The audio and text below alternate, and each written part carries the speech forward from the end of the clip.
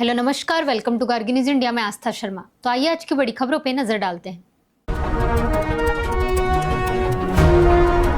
Iran ने चेतावनी दी है कि अगर अमेरिका हमला करता है तो क्षेत्र में मौजूद उसके सैन्य ठिकाने और संपत्तियां वैध निशाना बन जाएंगी। वहीं राष्ट्रपति डोनाल्ड ट्रंप ने ईरान को परमाणु हथियार बनाने से रोकने के लिए मध्य पूर्व में युद्धपोत, लड़ाकू विमान और अन्य सैन्य संसाधन तैनात किए हैं, जबकि तेहरान ने परमाणु बम बनाने के आरोप से इनकार किया है। इंडिया एआई समिट 2020 के 5वें दिन भारत ने अमेरिका के नेतृत्व वाले पैक्ट से लेकर डिक्लेरेशन पर हस्ताक्षर किए, जिसे एम्बेसडर सर्जियो गोर ने क्षमताओं के वैश्विक गठबंधन की दिशा में बड़ा कदम बताया। नोवार्टिस $159 मिलियन के सौदे में अपनी भारतीय इकाई से बाहर निकलने जा रही है। कंपनी की हिस्सेदारी वेवराइज इन्वेस्टमेंट्स, क्राइस कैपिटल और टू इन्फिनिटी पार्टनर्स के कंसोर्टियम द्वारा अधिग्रहित की जाएगी। मानहानि मामले में कांग्रेस नेता राहुल गांधी सुल्तानपुर की अदालत में पेश होंगे। यह मामला 2018 का है, जब स्थानीय भाजपा नेता विजय मिश्रा ने राहुल गांधी के खिलाफ मानहानि की शिकायत दर्ज कराई थी।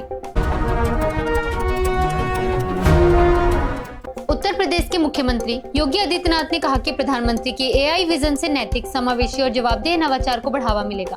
उन्होंने एआई के क्षेत्र में उत्तर प्रदेश की चल रही पहलों और उपलब्धियों को उजागर करते हुए राज्य को उभरते टेक्नोलॉजी हब के रूप में पेश किया। नासा ने आर्टेमिस 2 चंद्र मिशन के प्रक्षेपण की सफल रिहर्सल पूरी की है।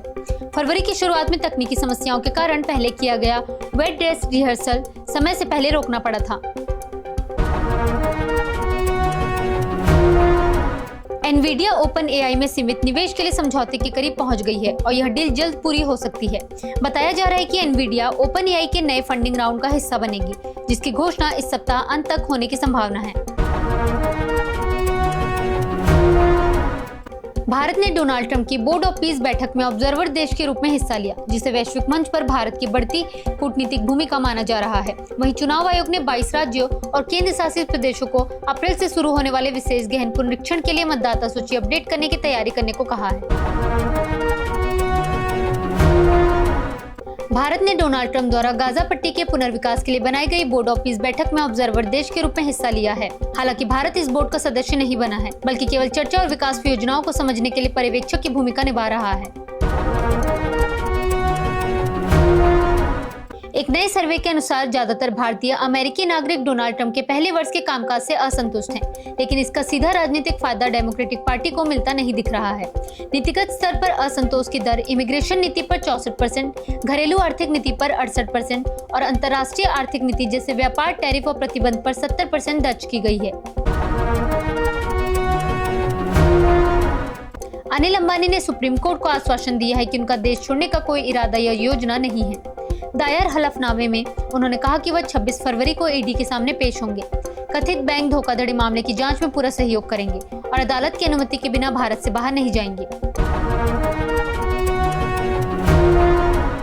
उत्तर प्रदेश कांग्रेस नेताओं ने असम के मुख्यमंत्री हिमंत बिस्वा शर्मा के कथित सांप्रदायिक बयानों को लेकर उनके खिलाफ बड़े पैमाने पर एफआईआर दर्ज करने की मांग की है। कांग्रेस नेता शहनवाज आलम ने न्यायपालिका से इन बयानों का स्वतः संज्ञान लेने और हिमंत बिस्वा शर्मा के खिलाफ कार्रवाई शुरू करने की अपील की है। पश्चिम बंगाल की मुख्यमंत्री ममता बनर्जी ने प्रधानमंत्री नरेंद्र मोदी के सोशल मीडिया पोस्ट पर प्रतिक्रिया देते हुए कहा कि रामकृष्ण परमहंस को स्वामी कहकर संबोधित करना असंवेदनशीलता को दर्शाता है। उन्होंने प्रधानमंत्री से अपील की कि बंगाल के महान पुनर्जागरण पुरुषों, जिन्होंने आधुनिक भारत के निर्माण में महत्वपूर्ण भूमिका निभाई, उनके नाम के साथ नए प्रीफिक्स या सफिक्स जोड़ने की कोशिश न की जाए। मणिपुर के मुख्यमंत्री एन बीरेन सिंह ने कहा कि राज्य सरकार संघर्षरत समुदायों के बीच दूरी कम करने और शांति बहाल करने की कोशिश कर रही है। एक कार्यक्रम के दौरान उन्होंने आंतरिक रूप से विस्थापित लोगों को 33 करोड़ की सहायता वितरित की। साथ ही इम्फाल में इलाज के लिए आने वाली कुकी जो समुदाय को पूरी सुरक्षा देने और संघर्ष से प्रभावित कुकी जो छात्रों की पढ़ाई में मदद का आश्वासन दिया। एन चंद्रशेखरन और मुकेश अंबानी ने कहा कि आर्टिफिशियल इंटेलिजेंस का वास्तविक दुनिया में उपयोग होना चाहिए और यह भारत के लिए परिवर्तनकारी साबित हो सकता है। कीनोट संबोधन के दौरान टाटा ग्रुप और रिलायंस इंडस्ट्रीज के प्रमुखों ने जोर दिया कि एआई के जरिए उद्योग, शिक्षा और सेवाओं के क्षेत्र में बड़े स्तर पर नवाचार और विकास को गति मिल सकती है। पार्मेलिन ने घोषणा की है कि 2027 का एआई इम्पैक्ट समिट स्विट्जरलैंड के जिनेवा शहर में आयोजित किया जाएगा। स्विट्जरलैंड के राष्ट्रपति ने कहा कि आर्टिफिशियल इंटेलिजेंस पर छोटे देशों को मिलकर सहयोग करना होगा ताकि यह तकनीक केवल कुछ बड़ी शक्तियों तक सीमित न रहे। असम के मुख्यमंत्री हेमंत बिस्वा शर्मा ने विधानसभा में कहा कि 2027 की जनगणना के बाद असमिया लोग अल्पसंख्यक बन सकते हैं। उन्होंने यह भी कहा कि बदलती जनसांख्यिकीय परिस्थितियों के बीच भाजपा सरकार राज्य के लोगों को सुरक्षा और भरोसे का माहौल देने के लिए काम कर रही है। ब्रिटेन के पूर्व राजकुमार प्रिंस एंड्रयू को एप्स्टीन विवाद से जुड़े कथित दुराचार के मामले में संदेह के आधार पर हिरासत में लिए जाने की खबर सामने आई है। सुप्रिया सुले ने बारामती विमान हादसे और अजित पवार से जुड़े घटनाक्रम के बीच रोहित पवार को सुरक्षा देने की मांग महाराष्ट्र सरकार से की है। सुप्रिया सुले ने कहा कि रोहित पवार तथ्यों और जन भावनाओं को सामने रखते हुए गंभीर और सोचपूर्ण तरीके से मुद्दे उठा रहे हैं, इसलिए उनकी सुरक्षा सुनिश्चित की जानी चाहिए। नई दिल्ली में आयोजित एआई समिट के दौरान प्रधानमंत्री नरेंद्र मोदी की मौजूदगी में टेक जगत के प्रतिद्वंदी सैम ऑल्टमैन और डैरियो एमेदोई के बीच असहज स्थिति देखने को मिली। रिपोर्ट्स के अनुसार समिट में दोनों एआई नेताओं ने एक दूसरे से सीधा संपर्क या बातचीत बचते हुए माहौल को कुछ समय के लिए असहज बना दिया।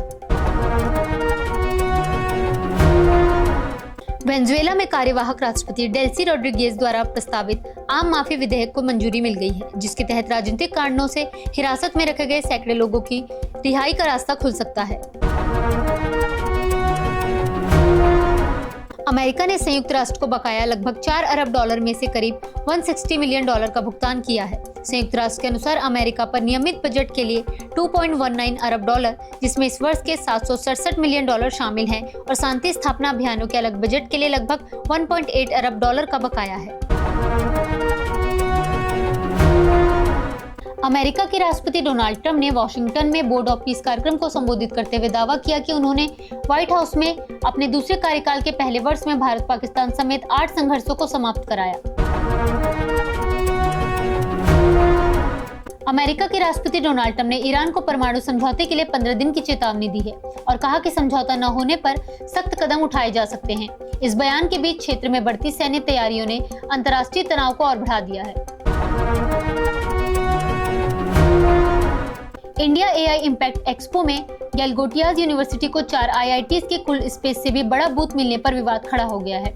बताया जा रहा है कि एसटीपीआई की निगरानी में स्पेस आवंटन पहले आओ पहले पाओ आधार पर हुआ।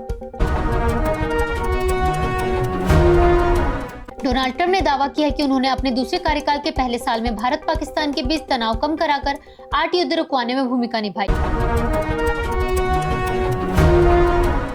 भारत की वायुसेना की घटती फाइटर स्क्वाड्रन क्षमता को मजबूत करने के लिए सरकार नए राफेल लड़ाकू विमानों की खरीद की योजना बना रही है। यह डील भारतीय वायुसेना की मारक क्षमता बढ़ाने के साथ साथ चीन और पाकिस्तान की बढ़ती हवाई ताकत का मुकाबला करने में भी मदद करेगी। तो ये थी आज की बड़ी खबरें। बने रहिए गार्गी न्यूज इंडिया के साथ। मैं आस्था शर्मा, धन्यवाद।